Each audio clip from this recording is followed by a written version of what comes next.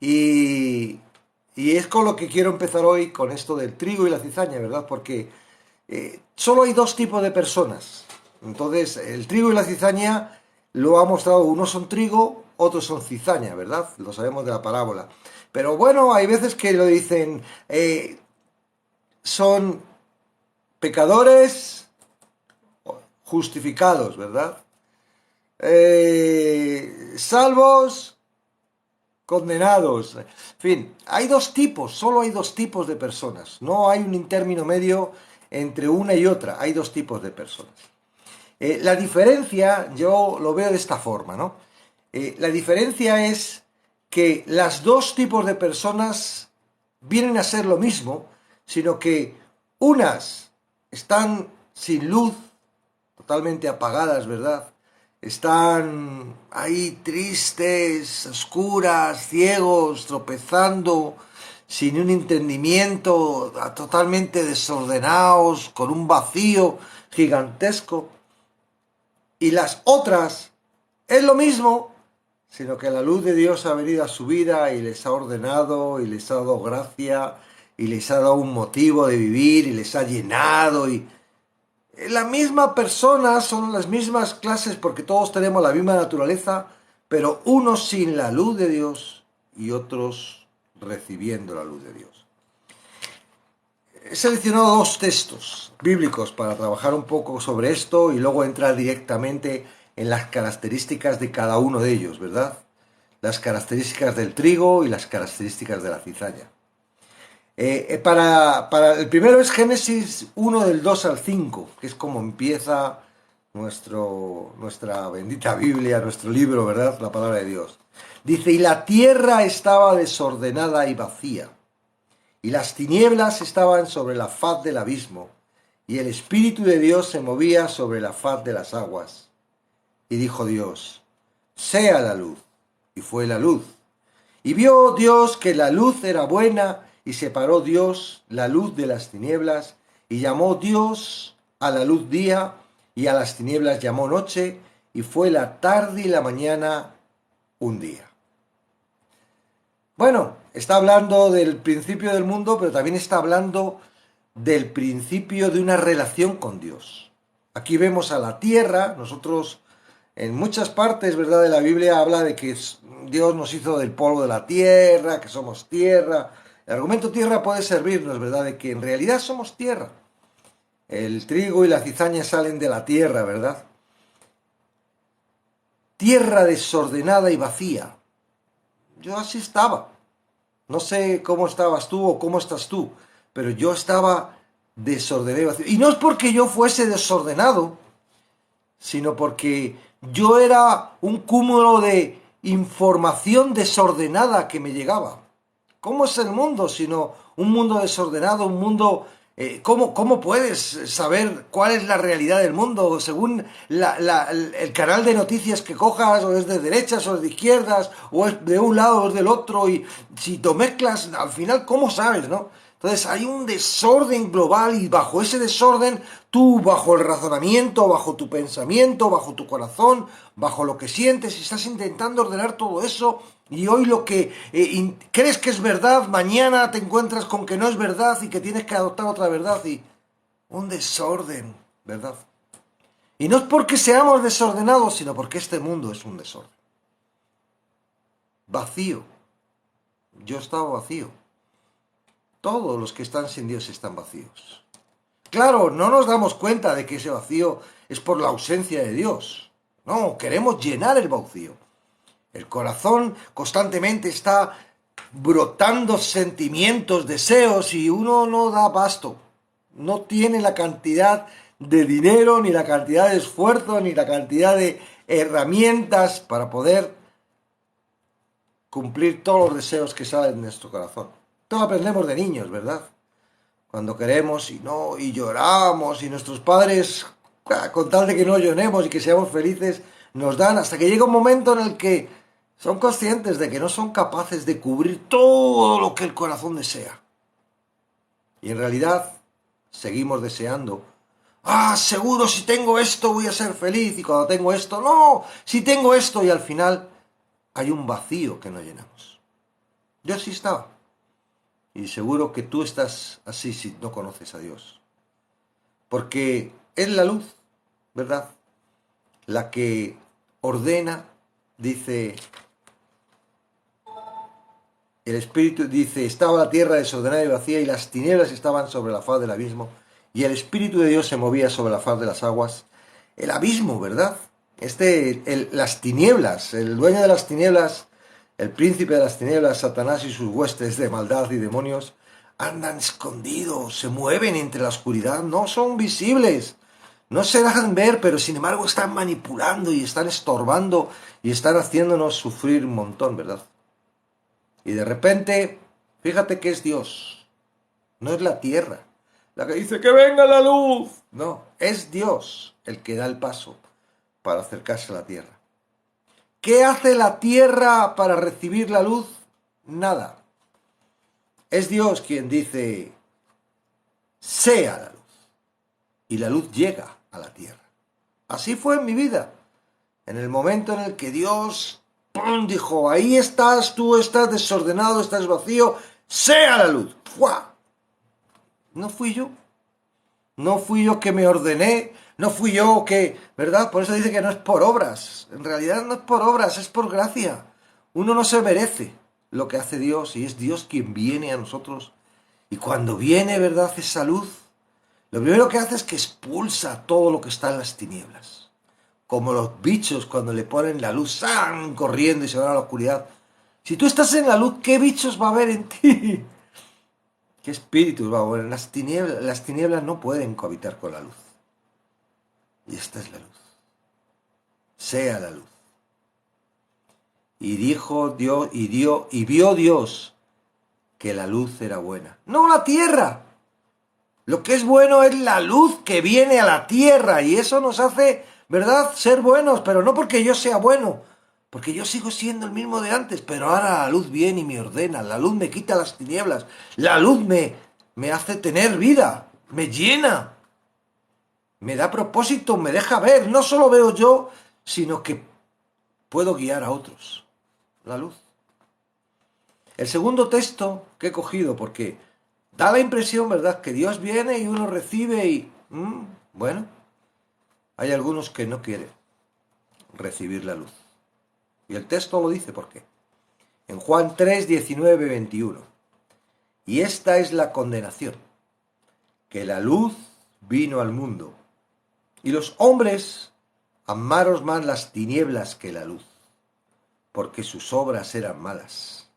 Porque todo aquel que hace lo malo aborrece la luz y no viene a la luz, para que sus obras no sean reprendidas. Mas el que practica la verdad viene a la luz, para que sea manifiesto que sus obras son hechas de Dios.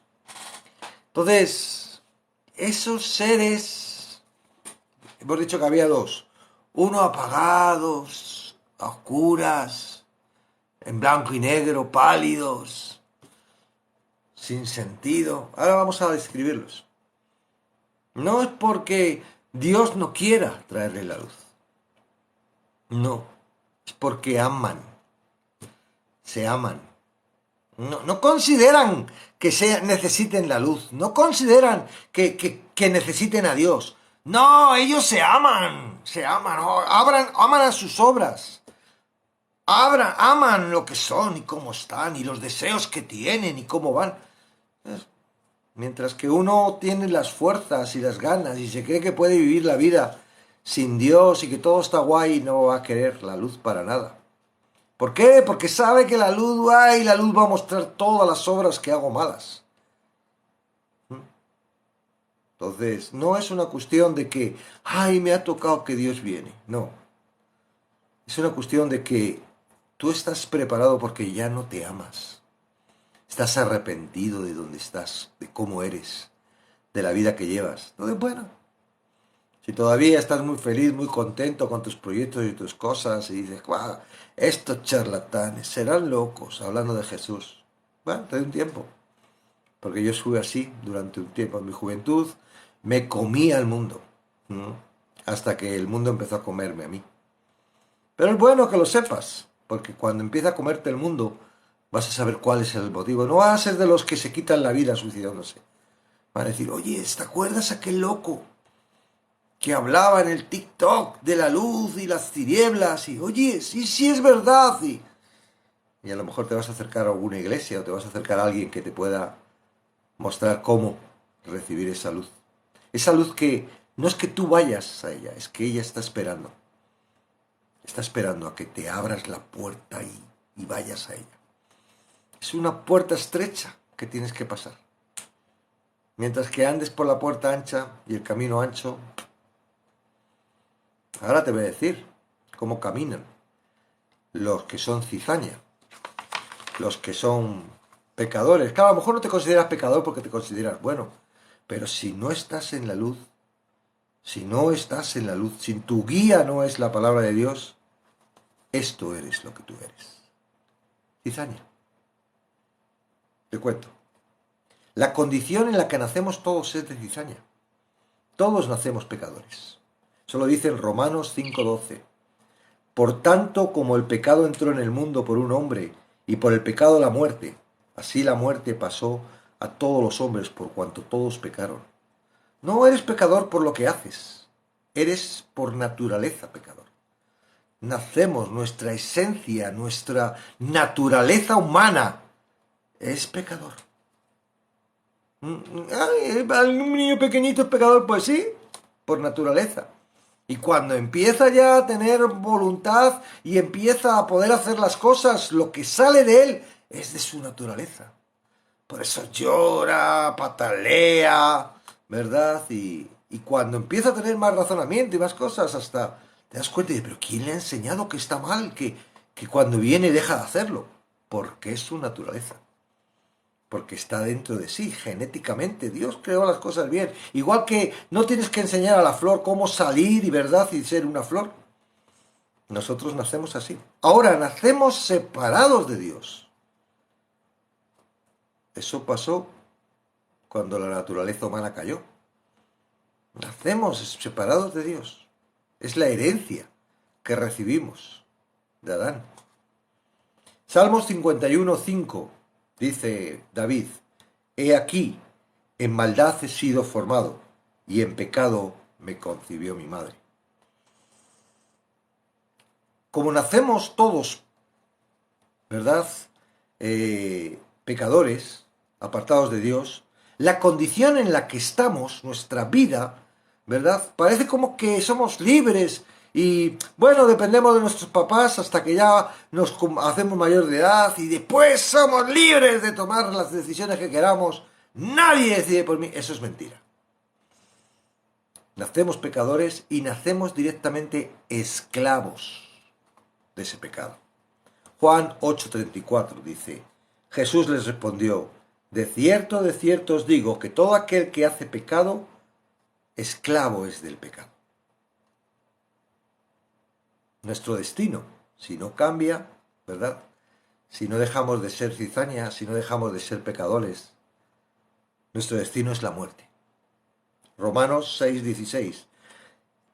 ¿No sabéis que si os sometéis a alguien como esclavos para obedecerle, sois esclavos de aquel a quien obedecéis, sea del pecado para muerte? Para muerte. Nos lleva a la muerte. Los pecadores, la cizaña, somos guiados por el corazón. Corazón no puedes llamarlo por la carne, pero en realidad es el órgano del corazón el que más entendemos. El órgano del corazón juntamente con el cerebro, ¿verdad? Que es el que nos da las órdenes y los pensamientos. Dice Romanos 8:5, porque los que son de la carne piensan en las cosas de la carne.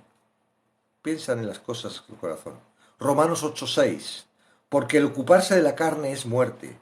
Romanos 8:8, los que viven según la carne no pueden agradar a Dios. Romanos 8:13, porque si vivís conforme a la carne, moriréis. ¿Cuál es la naturaleza de esa carne? ¿Cómo es ese corazón por el cual son dirigidos todas las personas, desde que nacen hasta que cambian de condición? Porque hoy hay una buena noticia. Si eres cizaña, puedes convertirte en trigo. Esto no es muy lógico en cuanto a lo natural, pero sí a lo espiritual. Todos hemos nacido cizaña, pero no todos ahora somos cizaña. Algunos ya somos trigo. Entonces, ¿cuál es la naturaleza de esa carne, de ese corazón? Primero es engañoso. Jeremías 17:9. Engañoso es el corazón más que todas las cosas y perverso. ¿Quién lo conocerá? Es necio. Proverbios 28:26. El que confía en su propio corazón es necio. Nos aleja de Dios. Isaías 29:13. Dice pues el Señor, porque este pueblo se acerca a mí con su boca y con sus labios me honra, pero su corazón está lejos de mí. Y su temor de mí no es más que un mandamiento de hombres que les ha sido enseñado. Nos lleva a la maldad, son malos. Génesis 6:5. Y vio Jehová que la maldad de los hombres era mucha en la tierra, y que todo el signo de los pensamientos del corazón de ellos era de continuamente solo el mal. Nos corrompe la vida. Génesis 6:12. Miró Dios la tierra y aquí que estaba corrompida, porque toda carne había corrompido su camino sobre la tierra. ¿Cuáles son las obras del corazón? ¿Qué es lo que hace el corazón? Gálatas 5:19-21. Y manifiestas son las obras de la carne, que son adulterio, fornicación, inmundicia, lascivia, idolatría, hechicería, enemistades, pleitos, celos, iras, contiendas, disensiones, herejías, envidias, homicidios, borracheras, orgías y cosas semejantes a estas, acerca de las cuales os amonesto, como ya os lo he dicho antes, que los que practican tales cosas no heredarán el reino de Dios. La sentencia para los que mueran en esta condición es la muerte eterna. Romanos 3:23. Por cuanto todos pecaron y están destituidos de la gloria de Dios. Apocalipsis 20:15. Y el que no se encontraba inscrito en el libro de la vida fue arrojado al lago del fuego. Romanos 1:18. Porque la ira de Dios se revela desde el cielo contra toda impiedad e injusticia de los hombres que detienen la injusticia, la verdad. Claro, puedes estar pensando que es algo que yo estoy diciendo. Bueno, no lo digo yo, lo dice la palabra de Dios. Y esto es un pequeñísimo resumen. Podría tirarme aquí toda la noche y un par de días más, porque son muchas. Toda la palabra de Dios está reflejada en una posición, los que están separados de Dios, los que la relación con Dios es de juicio, es decir, Dios es el juez, que al final, si terminan sus vidas terrenales, su vida física en esa condición, van a traer el juicio y el destino, la muerte. O la otra parte, los justos, los hijos de Dios, los que tienen una relación y que ya son salvos y que por gracia, ¿verdad?, están ya redimidos. Toda la Biblia está hablando de eso. Está mostrando tu corazón y está mostrando cómo es el corazón de Dios, cómo un corazón como el del hombre puede acercarse al corazón de Dios, cuál es el plan desde el principio del Génesis, cuál es el plan que creó Dios para que un corazón apartado de Dios, un corazón como es esclavo, ¿verdad?, con todo esto que hemos dicho, pueda acercarse a Dios y todo eso cambiar. Tu naturaleza carnal no cambia. Lo que cambia es que cuando tú a través de Jesucristo, a través de lo que hace Jesucristo en la cruz, que ese es el Evangelio y lo que estamos anunciando, el Evangelio según Jesucristo, es lo que te hace es que te traslada y te hace tener un nuevo ser. Hay un nacimiento espiritual. Y cuando hablamos de nacimiento es como un nacimiento físico. Tú antes de nacer físicamente no existías. Antes de nacer ese ser espiritual no existía porque tu naturaleza era muerte. Estábamos muertos por nuestros delitos y pecados. Bueno, ¿cómo es esa persona justificada a través de Jesucristo? ¿Qué sucede cuando yo me entrego? Es decir, yo digo, yo no quiero vivir bajo mi corazón, bajo este corazón engañoso, me doy cuenta. Claro, si no te das cuenta, seguirás ahí entrepándote, llegará un momento en el que te llevará a un sitio muy incómodo, te digo, y bueno, pues está bien si lo estás escuchando y todavía no, pero que sepas cuál es la solución. Y la solución es arrepentirte de tomar una vida así, de llevar la vida dirigida por tu corazón para poder entregar tu vida a Jesucristo,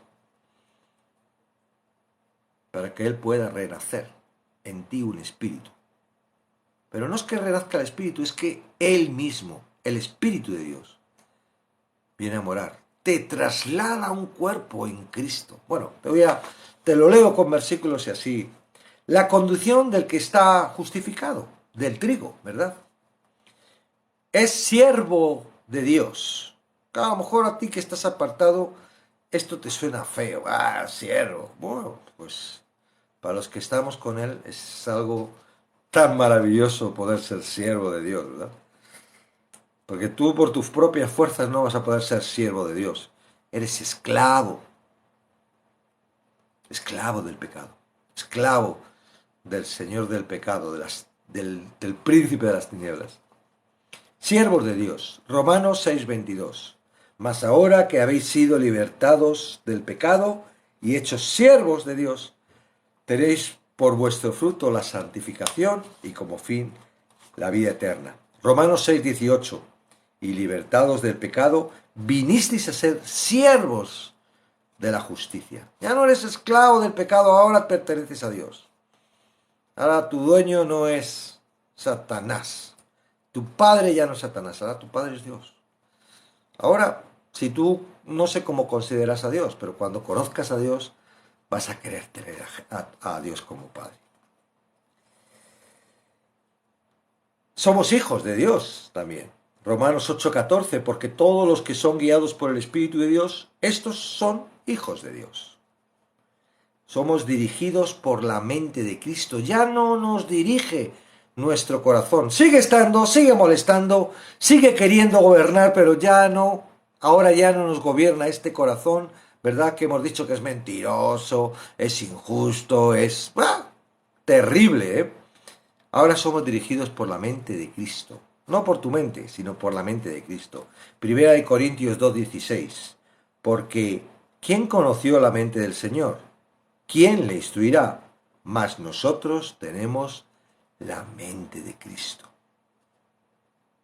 Somos dirigidos por Cristo. Gálatas 2:20. Con Cristo estoy juntamente crucificado y ya no vivo yo, mas vive Cristo en mí.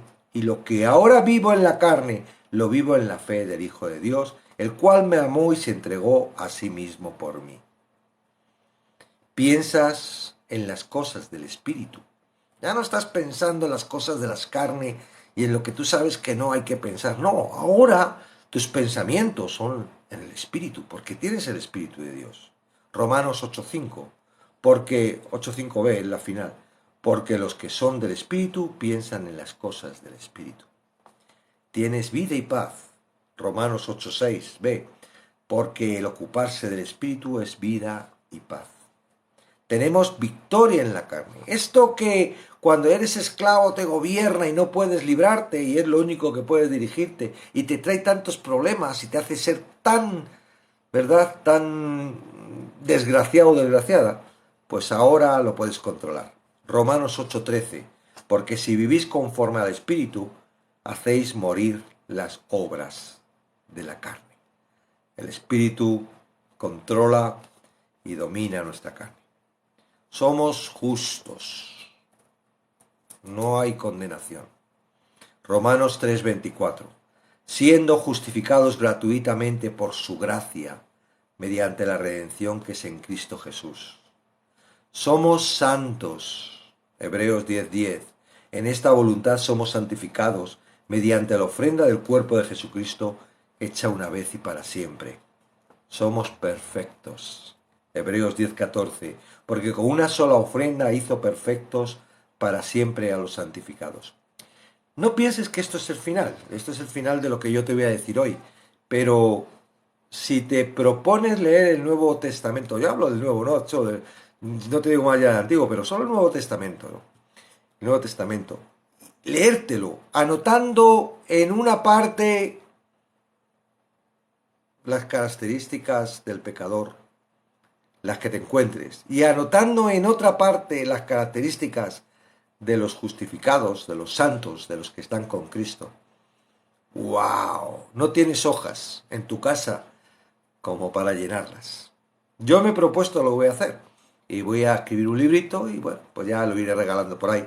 Porque quiero... Y lo voy a poner bonito para que las personas mayores y las no mayores puedan leerlo de una forma amena y puedan identificarse y que en un momento dado pues quieran... ¿Qué quieren estar? Dirigidos por el corazón y siendo una cosa sin luz, apagada, o quieren dirigirse, porque hay muchas personas que quieren ser dirigidos por Dios y no saben. Hay muchas personas que anhelan ser dirigidos por Dios y están engañados pensando de que tienen que hacer obras y lo único que hacen es estar frustrados constantemente porque no hacen y están martiriados. No, es tan fácil, es tan fácil. Sobre todo para las personas, digo, yo pienso en esas personas que están esperando ya la partida, que ya saben que ya tienen a sus hijos ya criados, con nietos, ya tienen un montón de enfermedades, apenas se pueden levantar de una silla y... ¡Wow! Yo sé que les va a venir bien el librito, voy a darme prisa para que lo puedan leer. El resultado trágico es que muchas personas creen que es perfectamente normal para un cristiano vivir como los no creyentes. Ahora vamos a hablar de otro tema. Los teólogos contemporáneos han creado toda una categoría para este tipo de personas. Ya lo hemos hablado en algunos slides, lo que es el cristiano carnal.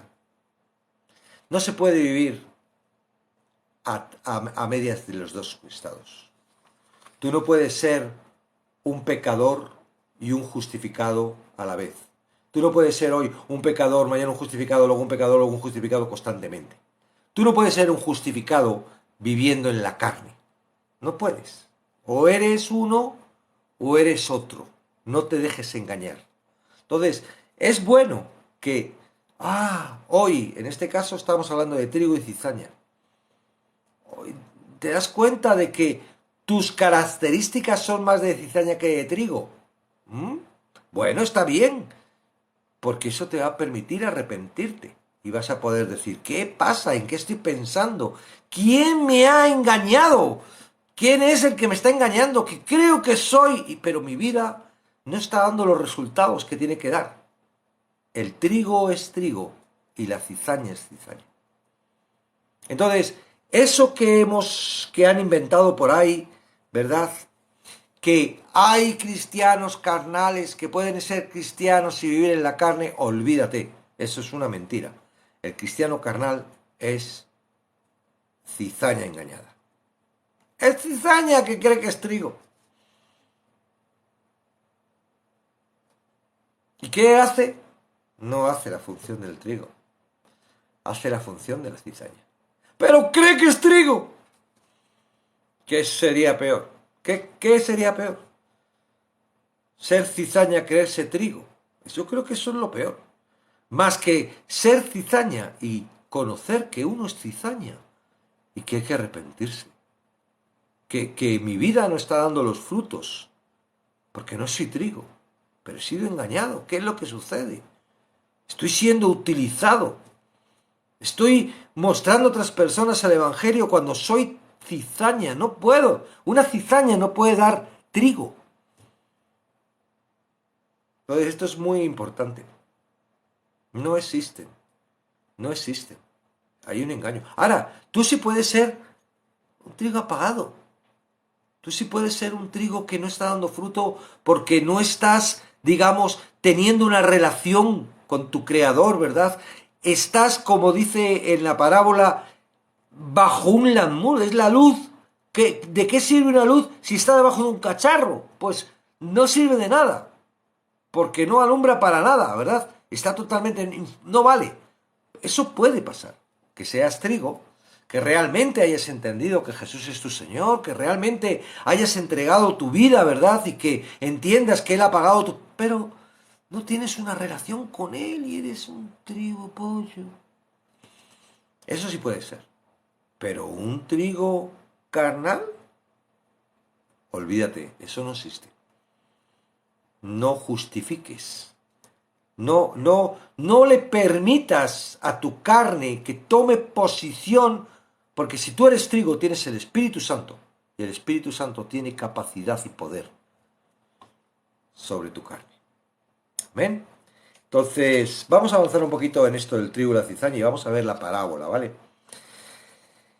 Quién sabe cuántas personas no regeneradas han sido conducidas a un sentimiento falso de seguridad bajo la sugestión de que eran simplemente carnales. Por eso digo que eso es mentira, ¿vale? Eso es para tenerte en una mentira y que te tengas ahí y no te arrepientas.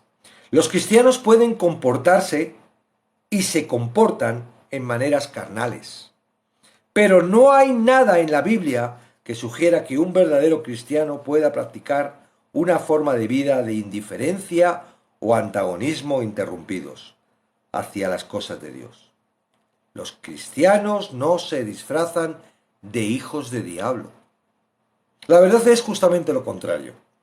Satanás pretende ser un ángel de luz y sus siervos imitan a los hijos de justicia. Esto está en 2 Corintios 11, 14 y 15. Vamos a leerlo. 2 Corintios 11, 14 y 15. Dice, y no es de extrañar, ya que Satanás mismo se disfraza de ángel de luz. Por eso no es de sorprender que sus servidores se disfracen de servidores de la justicia. Su fin corresponderá con lo que merecen sus acciones. Sus servidores. Sí, a veces son servidores de Satanás sin saber que son servidores, ¿verdad? ¿Cuántas personas, verdad, están siendo servidores de Satanás, útiles de Satanás sin que ellos se dan cuenta, ¿no? O sea, es por mi corazón que me han hecho daño, porque mi pensamiento, es por mi carácter, no, eres un esclavo. Es que soy un amargado, que soy una amargada, claro, es que eso es lo que hace tu papá, el diablo. Vale, entonces, el relato del trigo y la cizaña contiene figuras semejantes a las de la parábola del sembrador, pero aquí nuestro Señor presenta un enfoque completamente diferente. La parábola está en Mateo 13, 24 al 30. Vamos a leerla y luego vamos a ver también la interpretación que está un poquito más para adelante. Mateo 13, 24 al 30. Espera que estoy con el griego. Ay. Dice, le refirió otra palabra diciendo, el reino de los cielos es semejante a un hombre que sembró buena semilla en su campo, pero mientras dormían los hombres vino un enemigo y sembró cizaña entre el trigo y se fue. Y cuando salió la hierba y dio fruto, entonces apareció también la cizaña. Vinieron entonces los siervos del padre de familia y le dijeron, Señor, ¿no sembraste buena semilla en el campo? ¿De dónde pues tiene cizaña? Él les dijo, un enemigo ha hecho esto. Y los siervos le dijeron, ¿quieres pues que vayamos y la arranquemos? Él les dijo, no sea que al arrancar la cizaña arranquéis también con ella el trigo. Dejad crecer juntamente lo uno y lo otro hasta la siega, y al tiempo de la siega yo diré a los segadores, recoged primero la cizaña y atadla en manojos para quemarla, pero recoger el trigo en mi granero, el cual a la verdad, recoger el trigo en mi granero. Okay, hasta ahí. Ok. Y luego tenemos la interpretación que la vamos a leer un poquito más adelante. La cizaña es una planta parecida al trigo que produce un grano nocivo. Se parece tanto al trigo que era conocido como trigo falso. Hasta la maduración de la espiga es casi imposible distinguirla del trigo. Aún tras una inspección cuidadosa.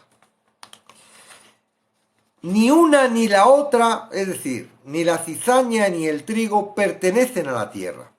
No son como los cardos. Los cardos crecen autóctonos porque son de la tierra y ahí crecen fuertes. No, son sembrados. Ten en cuenta de que el trigo es sembrado en una tierra donde, bueno, y la cizaña hay que también sembrarla, no es algo que esté en el campo. Veis que la palabra dice que el enemigo vino y sembró cizaña en el campo.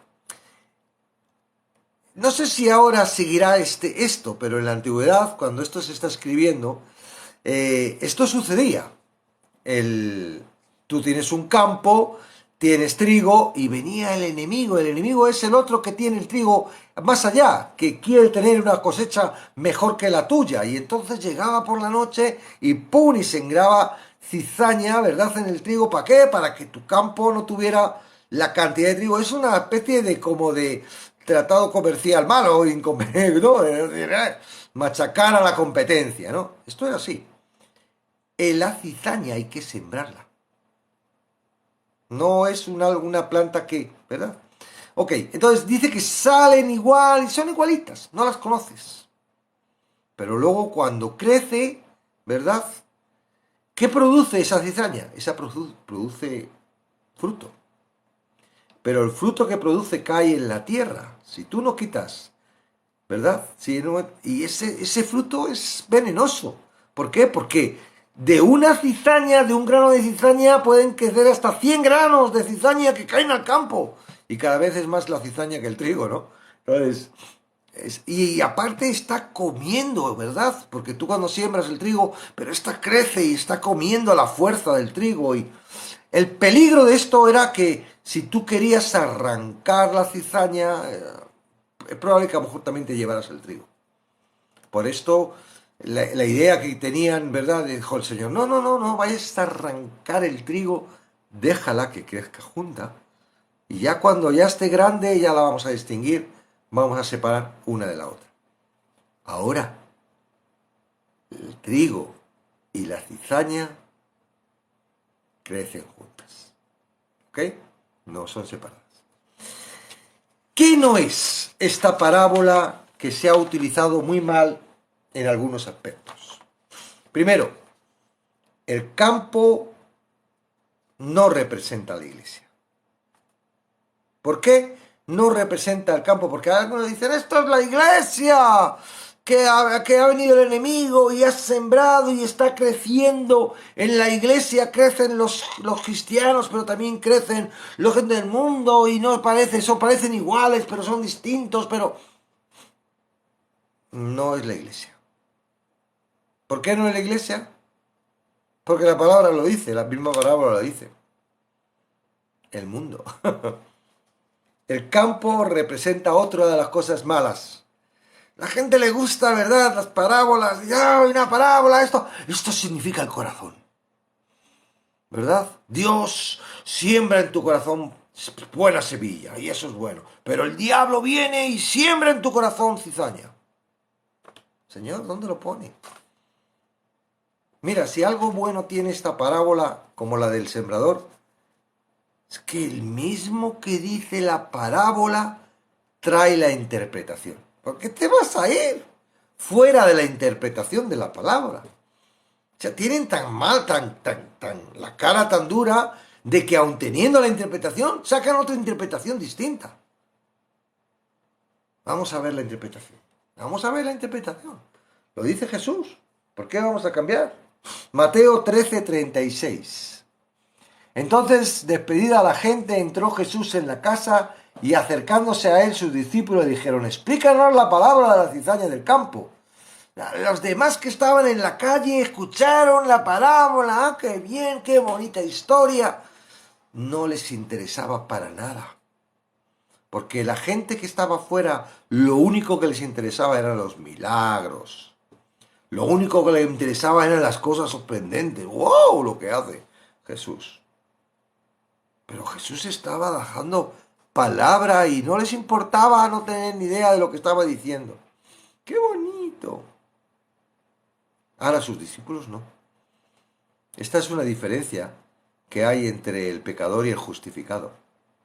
Al pecador le importa dos narices lo que signifique la palabra. No le vale para su vida. Con lo cual, si no la entiende, le da lo mismo. Sí, no tiene importancia. ¿Para qué? Sin embargo, a los que están, a los justificados, wow, ¿qué quiere decir? No lo entiendo, Jesús. Explícame. Los justificados tenemos el Espíritu Santo. Ni me vais a perdonar que me meta, porque yo creo que yo soy justificado. El Espíritu Santo es el que me revela. Yo no es mi sabiduría, no es mi inteligencia. Yo era disléxico. De mi juventud no tenía ni idea de repetir. Lo único que se me daba bien eran las matemáticas. Pero todo lo demás. Aún tengo problemas con las faltas, porque la B y la V y esto otro. No hay forma. Hay gente que dice, ¿cómo es que se escribe con B o con V? Y hacer así. Y hacen que la escriben y sale. Y a mí no. Ya dudo. Y mira que lo he intentado y he puesto reglas y tal. No se trata de mi inteligencia. La palabra de Dios se me revela. Porque el Espíritu Santo me lo muestra. Revelarse no es que sea un genio y tenga la cabeza. Revelarse es que corre el velo y puedes ver lo que hay tras el velo. Es una cuestión de ver. No es una cuestión de entender y razonar. Es una cuestión, aquí está el velo, se revela. Se corre el velo. Y tú lo ves. ¡Ah! Tiene gafas, es calvo. Tiene barba. ¿Lo ves? Eso es revelar. Y el Espíritu Santo te revela. Jesús, tú imagínate que tuvieras a Jesús a tu lado y estás leyendo la Biblia. Jesús te cuenta la parábola. Estás leyendo la parábola y tienes a Jesús al lado. Jesús, ¿qué quisiste decir con esto? Eso hicieron los discípulos. Jesús, cuéntanos qué significa.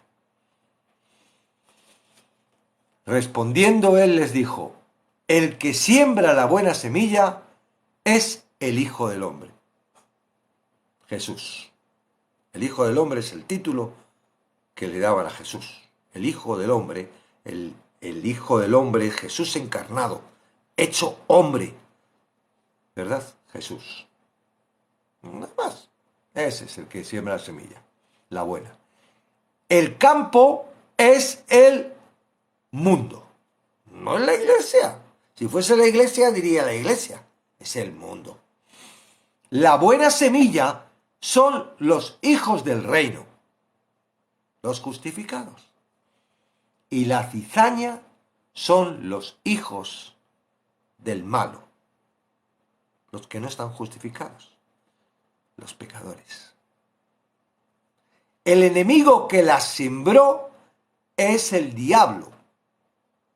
La siega es el fin del siglo y los segadores son los ángeles. De manera que como se arranca la cizaña y se quema en el fuego, así será en el fin de este siglo. Enviará el Hijo del Hombre a sus ángeles y recogerán de su reino a todos los que sirven de tropiezo y a los que hacen iniquidad, y los echará en el horno de fuego, allí será el lloro y el crujir de dientes. Otro para poner en la parte de los pecadores. ¿Ves? Ahí iría este versículo en la parte de los pecadores. Sencillo, no hay que darle más explicaciones. Ahora, a través de una mala interpretación de esta parábola, ha ido personas que han dicho, hay que quitar al trigo de la cizaña, hay que quitar la cizaña del trigo, Y andan ahí entre el juicio y entre que... Pero no, ahí está hablando de que el trigo y la cizaña crecen juntos. Ahora, eso está hablando de que el trigo y la cizaña tienen que ser socios. Tienen que ser socios. Tienes que unirte. ¿Qué dice la palabra eso? Vamos a avanzar un poquito. Dice, esta parábola no enseña que los cristianos que deben tolerar...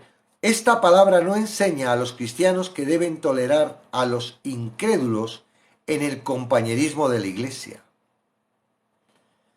Porque esa es otra. No, es que no, hay que dejarlos que vengan a la iglesia. Porque Dios dijo que no quitáramos. Es que no está hablando de la iglesia. Está hablando del mundo. Claro que el enemigo quiere sembrar cizaña cerca de la iglesia. Pero la iglesia no puede haber cizaña.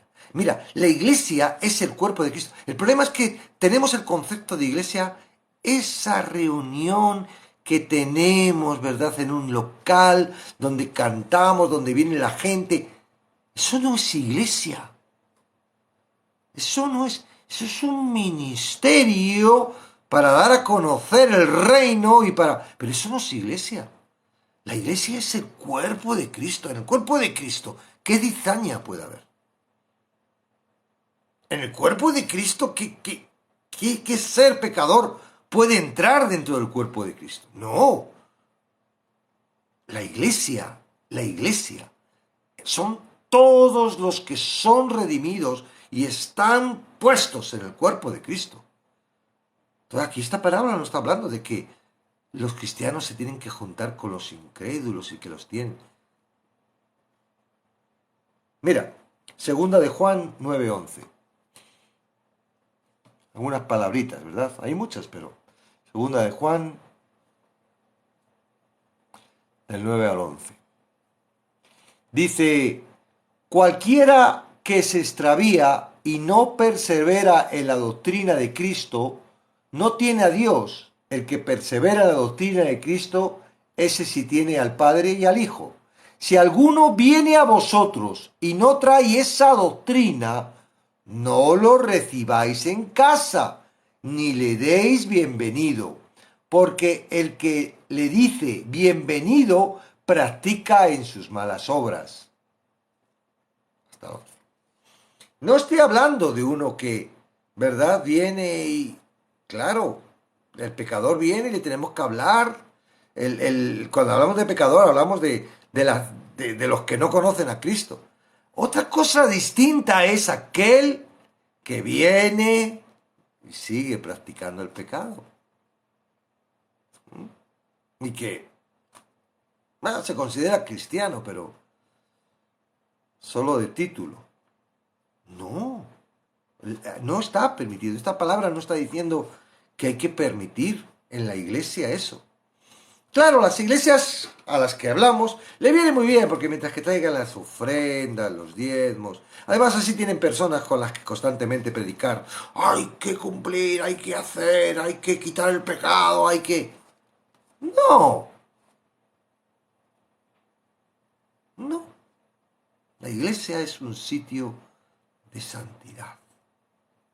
Ahora, tú tienes una reunión y claro, ya hemos dicho que la cizaña se puede convertir en trigo. Y en realidad nosotros estamos mezclados porque somos llamados a dar luz y enseñar y predicar, ¿verdad?, a la cizaña.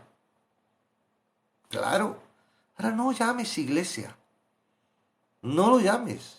Es como decir, oyes, ahora en este TikTok no va a entrar ninguno que... No, entra quien quiere. Y escucha a quien quiere. Y pone ahí, ¿verdad?, lo que quiere. Y no le dejamos, si no falta el respeto, no le vamos a quitar. Claro. ¿Por qué? Porque nosotros estamos haciendo esto, no porque nos guste estar juntitos, sí nos gusta. Lo estamos haciendo porque nuestra misión es mostrar a la gente lo que nosotros hemos aprendido. Es mostrar a la gente dónde se encuentra parado. Es mostrar el riesgo que tienen. Es predicar el Evangelio. Pero otra cosa distinto es... Hay más, mira, por ejemplo, 1 Corintios 5, 2, 7, otro ejemplo de la palabra.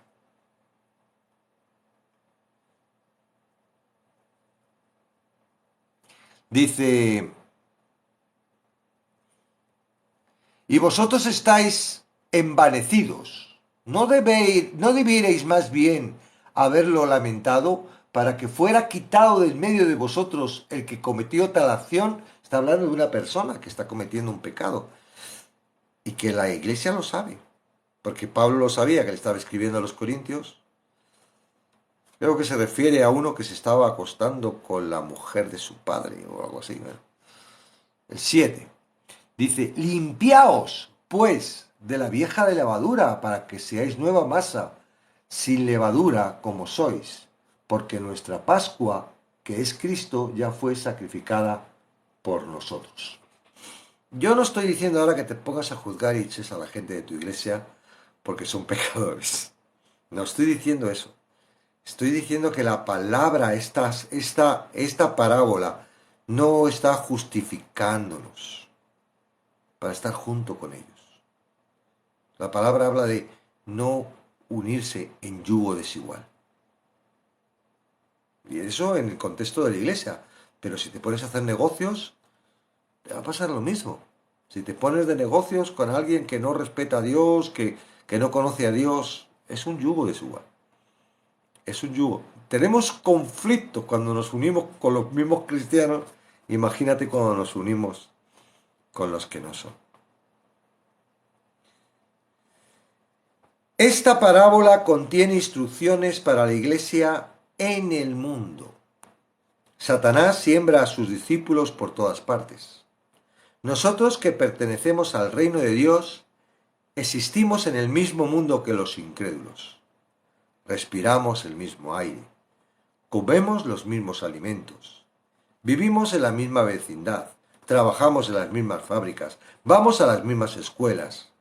Acudimos a los mismos médicos.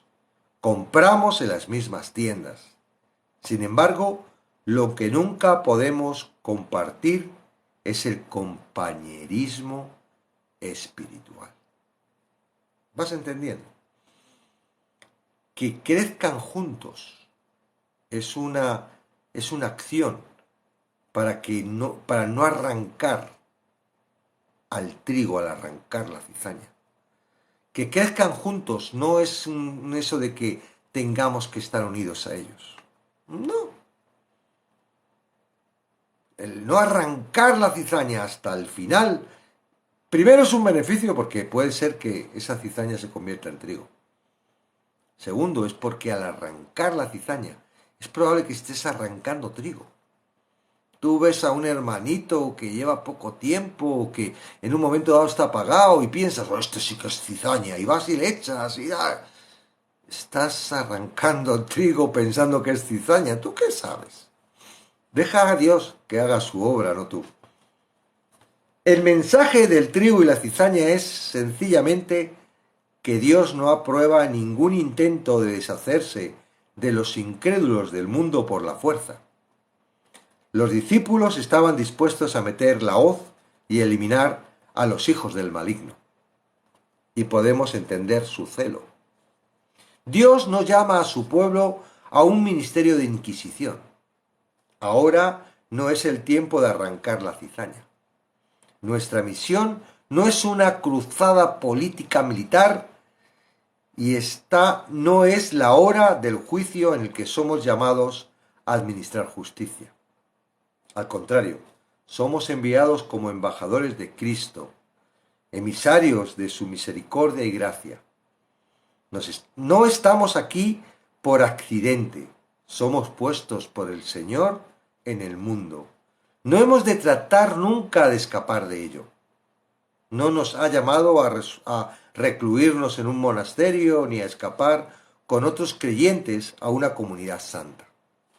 Hemos de permanecer aquí donde estamos plantados para llevar fruto. Podemos incluso tener un efecto positivo sobre la cizaña. La cizaña se puede convertir en fruto, en trigo. ¿Cuál es el fruto del trigo? La espiga, ¿verdad? Otra vez trigo. Es decir, un granito de trigo crea una espiga con un montón de granos, ¿no? Si tú eres trigo, tú tienes fruto. Esa es la naturaleza. O sea, tú no puedes ser trigo si no das fruto. Es decir, Tú das fruto porque eres trigo, no porque tú quieras dar fruto. No, tú das fruto porque eres trigo, eres parte del reino. Y entonces, ¿ese trigo para qué sirve? Para sembrar trigo. En realidad, es un efecto de que el trigo, la siembra, el efecto, el fruto que tú das, es otra semilla, ¿verdad? Ahora, claro, no es posible, no hay posibilidad de que la cizaña se convierta en trigo de una forma literal, ¿verdad? Eso es imposible. Que lo que es cizaña no se va a convertir. Pero aquí no estamos hablando, aquí no habla de eso. Aquí habla simplemente el efecto que está haciendo la parábola es para traernos lo que quiere traer. Ahora, ya vamos a quitar el trigo y la cizaña y ahora vamos a hablar de aquellos que todavía no han sido rescatados para el reino porque siguen siendo pecadores. No han sido alcanzados por el Evangelio. Siguen escondidos de la luz porque sus obras son malas y quieren participar en esas obras. A esas personas son a las que tenemos que sembrar, ¿verdad? Es a las que estamos llamadas a predicar el Evangelio. No todos se van a convertir, solo los que el Señor tenga preparado, ¿verdad? No es por nuestro tesón, no es por nuestra habilidad, no es por lo bien que sepamos los versículos, no es por nuestro efecto de nuestra vida, lo buenos que somos, ni por los milagros que Dios haga en nuestras vidas y eso, no, porque con Jesús veían milagros y eso no era que se convirtieran. La conversión tiene que ver con el Espíritu Santo y la persona, si quiere o no quiere entregarse a Cristo. Parece una obra, pero en realidad no se trata de una obra, porque la fe viene de Dios. No es algo que nosotros tengamos que creer. Él trae esa fe. La palabra es la fe. Lo único que nosotros hacemos es rechazarla. Dice, lo hemos leído, dice, la luz vino al mundo y no se... Y dice, y esta es la condenación, que la luz vino al mundo y los hombres amaron más las tinieblas que la luz. Es un problema de amor, en el sentido de, oye, es que no, tu vida tienes que tener desprecio a tu vida para poder recibir lo que Dios te está dando. Tú puedes rechazar lo que te está dando. Es por gracia. No tienes que ser bueno, tienes que ser santo, cumplir toda la ley, no. Hacer sacrificios, darte latigazos, ayunar. No. Es gratis. Dios lo hizo. Gratis. Es por gracia. Ahora, puedes rechazarlo. Entendemos que puedes rechazarlo. Estoy trabajando para la semana que viene. En Romanos tenemos una parte durísima que va a traer, bueno, vamos a trabajar sobre ello, que habla de espera, voy a decir porque la predestinación sí la conocemos, pero me gusta mucho más lo primero que dice, un segundito, tengo aquí el nombre que no, la presciencia de Dios. La presciencia de Dios, que lleva a la predestinación de Dios. Hay mucha discusión sobre eso. Y hay mucha teoría, y hay muchas cosas que Dios, ¿verdad? Que la predestinación, que Dios predestinó, que a uno los predestina salvo, a otros los predestina que no son salvos. Todas estas doctrinas que lo único que hacen es confundirnos y llevarnos a sitios raros. Pues a la semana que viene. Ahora, se trata. Yo amo más las tinieblas que la luz, y como amo más las tinieblas que la luz, no me interesa para nada la luz. Yo amaba las tinieblas, yo amaba mi vida, amaba mis proyectos, hasta que llegó un momento en el que no tenía más necesidad que agarrarme a Dios. Ahora, después de todo esto y del tiempo, ahora ya no es que sea una necesidad porque, ay, tengo tantos problemas y necesito que Dios me ayude. No, ahora es un entendimiento, la palabra, no sé, lo que ha hecho en mí, que me ha convencido. Yo ya soy parte de Él. Yo soy de Él, le pertenezco, quiero pertenecerle. Ya no hay más, me ha comprado, ya lo entiendo, ya no salgo de ahí, ya no puedo salir. Ya no es algo que yo decida, ya está, ya estoy ahí. ¿Okay? Termino, Luis, vale, y ya empezamos. Dice, es inútil tratar de que la cizaña dé una buena cosecha. Sin un nuevo nacimiento divino, la cizaña nunca será trigo. Adornar la cizaña para que parezca trigo no hará que produzca buen grano. Y eso es a los que en un momento dado, como decíamos, es que soy grano, soy trigo, pero no, eres cizaña. Pero no disfruto, pero no importa, pero eres cizaña, no puedes ser trigo si eres cizaña. Eso de los cristianos carnales, no puede ser. En el tiempo de la siega, el trigo y la cizaña serán separados. ¿Cómo distinguirán los segadores el trigo de la cizaña? La señal, como siempre, será el fruto espiritual que den. La cizaña puede ser parecida al trigo, pero no puede producir granos de trigo. El grano maduro diferencia con claridad el trigo de la cizaña. Así ocurre en el mundo espiritual. Los hijos del maligno pueden imitar a los hijos del reino de Dios, pero no pueden producir verdadero fruto de justicia. Al final, el trigo auténtico será reconocido inevitablemente por su fruto. El trigo no producirá espigas de cizaña. Debido a su propia naturaleza, producirá granos de trigo, aunque esté cultivado en un campo lleno de cizaña. Así son también los hijos del reino.